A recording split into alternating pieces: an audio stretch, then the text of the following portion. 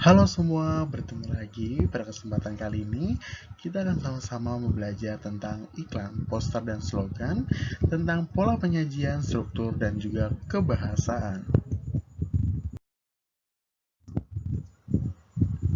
Kompetensi dasar kita yaitu pada 3.4, yaitu menelaah pola penyajian dan kebahasaan teks iklan, slogan atau poster yang membuat bangga dan memotivasi dari berbagai sumber yang dibaca dan juga didengar. Dengan beberapa tujuan yang harus kita capai, yaitu dapat menelaah pola penyajian teks iklan, slogan, atau poster, dapat menelaah struktur teks iklan, slogan, dan poster, dan dapat menelaah kebahasaan teks iklan, slogan, atau poster. Serta memberikan manfaat yang pertama adalah dapat menelaah pola penyajian teks iklan, slogan, atau poster, dapat menelaah struktur teks iklan, slogan, atau poster, dan juga dapat menelaah kebahasaan teks iklan, slogan, atau poster. Baik, sebelum kita masuk ke dalam pola penyajiannya, di sini kita akan sama-sama membahas lagi tentang beberapa materi yang sudah kita bahas sebelumnya. Yang pertama ada unsur pembentuk iklan. Wah, pasti banyak sekali ya. Yang pertama di sini ada sumber iklan. Sumber iklan adalah dari pemasang iklan yang menanggung keseluruhan dana. Yang kedua ada pesan. Pesan merupakan isi dari kalimat yang akan disampaikan kepada orang lain. Dan yang ketiga tentunya media. Media merupakan sarana yang akan digunakan baik dari media cetak maupun dari media elektronik. Yang keempat ada penerima. Penerima merupakan bagian dari penerima yang menjadi sasaran objek dari barang yang akan ditawarkan. Selanjutnya ada efek. Efek adalah bagian dari sifat perubahan yang dialami oleh penerima. Dan yang terakhir, ada umpan balik. Umpan balik ini merupakan reaksi yang akan dihendaki oleh penerima atau kita sebagai yang menerima iklan tersebut. Selanjutnya ada unsur iklan, slogan, dan juga poster. Dari ketiga bentuk teks tersebut, yaitu iklan, slogan, dan juga poster, pasti memiliki perbedaan di antara unsur-unsurnya. Yang pertama ada teks iklan. Teks iklan ini sudah pasti terdapat gambar. Kata-kata juga sudah pasti. Gerak sudah pasti, apalagi suara. Selanjutnya adalah slogan.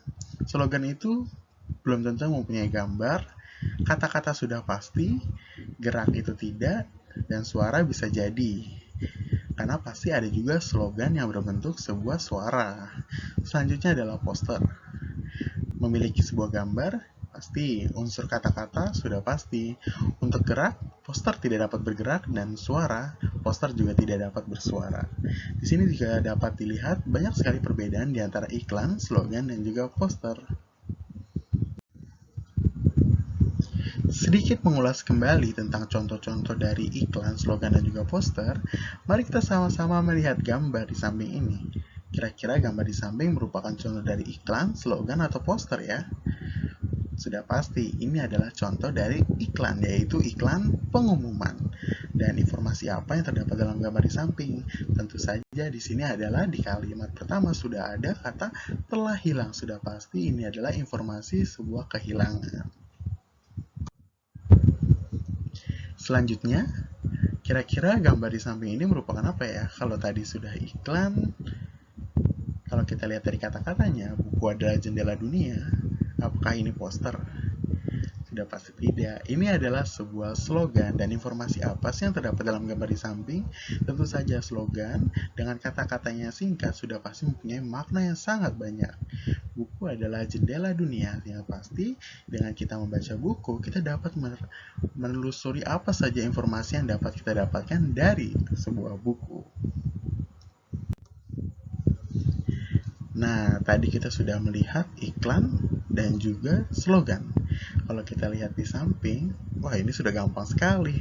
Pasti ini adalah jawaban dari poster karena di sini sudah ada lomba membaca teks proklamasi dan Pancasila 2020. Itu adalah sebuah informasi yang sudah pasti terdapat di dalam poster dan banyak sekali ajak-ajakan untuk seseorang jika melihat poster ini sudah pasti tertarik dengan kata-kata yang ada di dalamnya. Nah, kita langsung masuk ke materi kita yang paling utama, yaitu pola penyajian teks. Yang pertama adalah teks iklan. Teks iklan, pola penyajiannya dibagi menjadi dua. Yang pertama ada iklan media cetak dan juga iklan elektronik. Yang pertama ada iklan media cetak. Tentunya banyak sekali jenis-jenis dari iklan media cetak. Yang pertama adalah iklan baris. Iklan baris adalah iklan yang pemasangannya berupa baris-baris. Teks iklan yang disajikan sangatlah terbatas.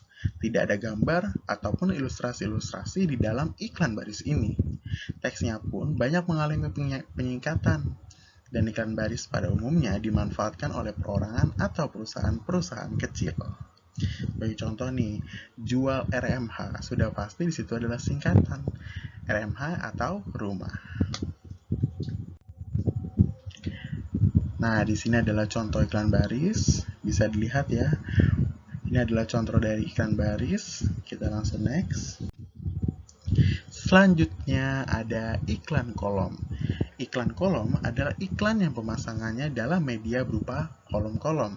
Oleh karena itu, bentuknya lumayan besar dibandingkan iklan baris.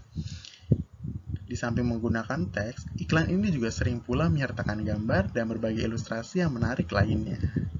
Bisa lihat contoh di bawah ini. Selain ada kata-kata dari iklan tersebut, sudah pasti ada gambarnya. Ada itu disebutlah iklan kolom.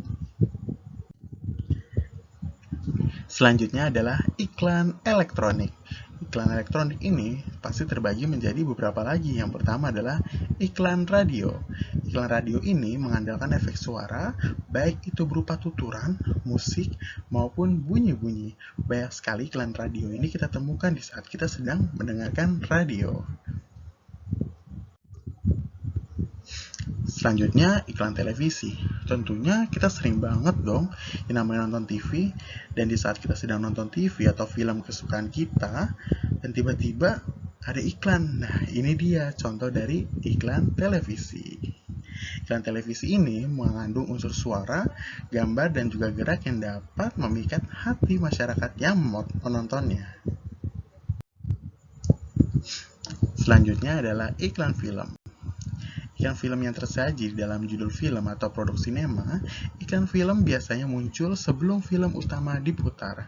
Kalau kita bisa melihat di bioskop, sebelum kita menonton film utama yang sudah kita beli tiketnya, pasti banyak sekali iklan-iklan film yang nantinya akan menarik penonton untuk datang lagi untuk menonton film-film selanjutnya.